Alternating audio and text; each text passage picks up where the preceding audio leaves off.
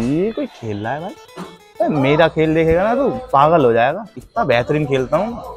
रिश्तेदार बड़े खेलते हो क्या? बढ़िया। डिविलियर्स कुछ देखा तुमने पीछे के शॉट मार? हाँ। मैंने आओ फिर खेलो। दिक्कत है यार, पैसे नहीं यार एक। अरे हम खिलवाएंगे रिश्तेदार, तुम टेंशन ले रहे हो, आओ। अरे चलो, लेकिन दिल खुश हो जाना चाहिए ऐसा खेलना। देख ले। हाँ। चल तो चल।